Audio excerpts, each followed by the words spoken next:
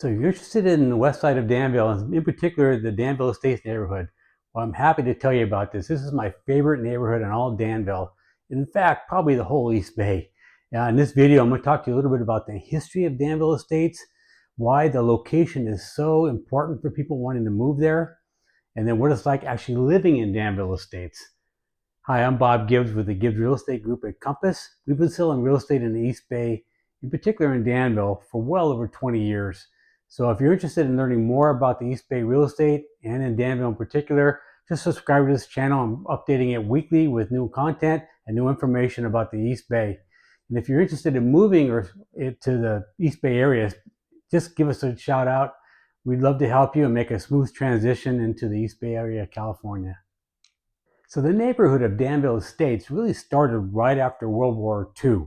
Prior to that, it was a big walnut orchard. In fact, I've spoken to some of the original owners of the Danville Estates neighborhood of homes in there who actually remember when it was a walnut orchard. One gentleman in particular, who is in his late 90s now, used to tell me they would pay him a couple of cents a day to go out and pick walnuts up off the ground. So it's a very historic neighborhood in terms of California. And it started right after World War II. The first homes being built right after the war, 45, 46, with most of them being built in the early 50s. It used to be really a working class neighborhood where people would commute into Oakland to work in the steel area, or just ranchers, things like that. And then over the years, it's been transfigured into what we see today, which is a very unique and diverse set of home styles that is unlike anywhere else. When the neighborhood first started, the railroad station was right where Lunardi's is, basically on the northwest corner of Lunardi's, and it was moved in the early 90s over to where it is now, and is now called the Museum of the San Ramon Valley. The railroad station tracks are now what is called the Iron Horse Trail, which is very unique to Danville as well. In fact, it goes from Pleasanton all the way to Concord if you're interested in hiking or just taking time on that trail. So the Danville Estates neighborhood, it's right after World War II. The homes were smaller ranch-style homes with lots that were a third of an acre to up to a half an acre. And it's just slowly transitioned over the last several years, actually. So what actually started the transition in the Danville Estates neighborhood from what it was with small ranch-style blue-collar homes to what it is today is really the location and proximity to not just the downtown area, which is very important, but to award-winning schools and to fine dining.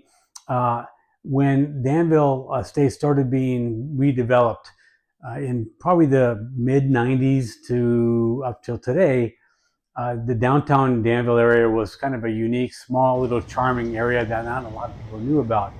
Well, it finally hit the map in the early 2000s. People started finding out about Danville and started to go there to enjoy their downtown area. And the downtown area has since exploded. And people that were going to visit downtown Danville would say, God, it'd be nice to live nearby here. So they would go into the neighborhood right behind downtown Danville, which was Danville Estates. So if you're going from the downtown Danville area, you just head west on Prospect.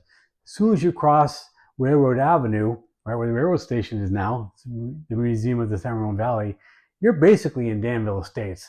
So the closest homes are a matter of yards.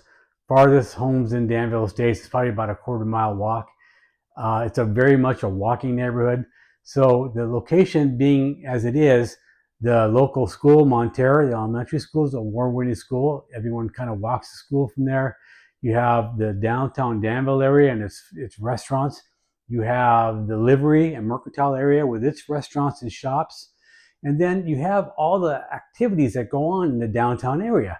You have the 4th of July parade, which draws 30 to 40,000 people a day. You just walk down there, put your chair on Harts Avenue or San Ramon Valley Boulevard, and you can watch the parade go by. It's small town USA for sure. There's car shows downtown. There's festivals. There's art shows. Many times they close the streets down in downtown, so you just walk around. The location is perfect. And if you want to walk downtown after work, and grab a glass of wine or two. No problem. You don't have to worry about driving, just drive home or just walk home for that matter. So the location is perfect. In addition to that, you can just walk to the hiking trails. I mean, I'll talk a little bit more about that later, but the hiking trails are very close and the trailheads are very close, and you can walk up to San Damiano Retreat. There's just a lot to do. So location, location, location in that West Side Danville Estates neighborhood, it's just perfect. So the lifestyle when you're living in the West Side Danville Estates neighborhood, it's very much a walking neighborhood. So in many cases, people will just kind of hang out in their front yard. Neighbors will be walking by, taking their kids to school, or maybe walking downtown to get a bite to eat.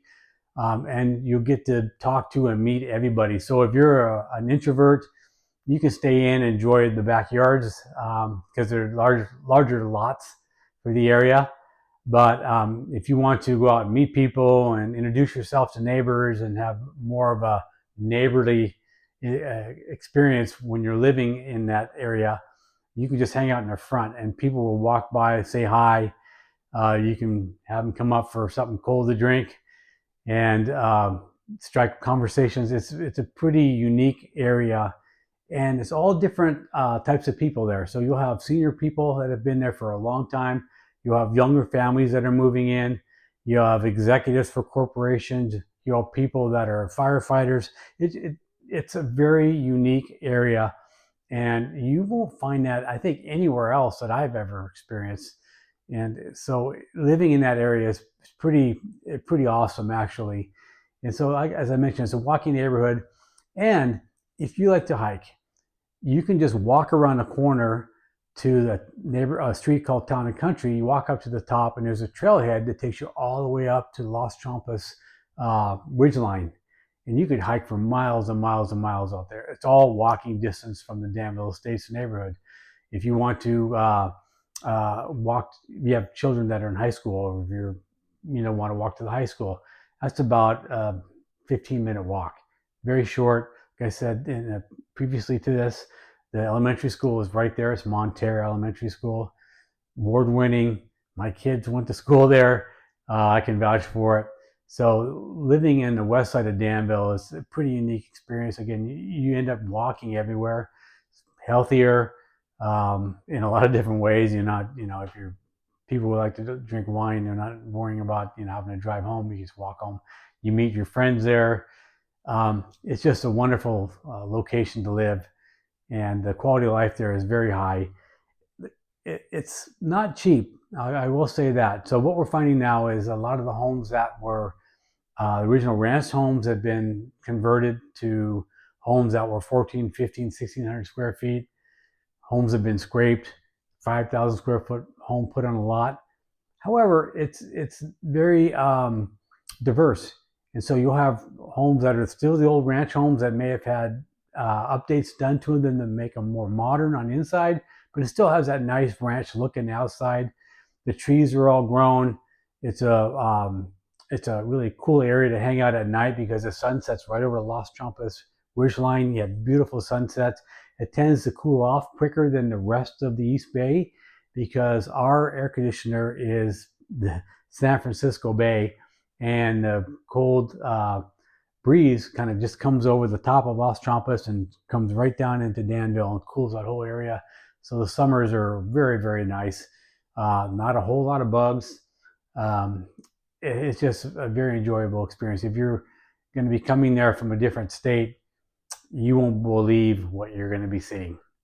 So as I mentioned earlier, subscribe to this channel. I'm updating it often. If you're considering a move to Danville, we'd love to talk to you about that.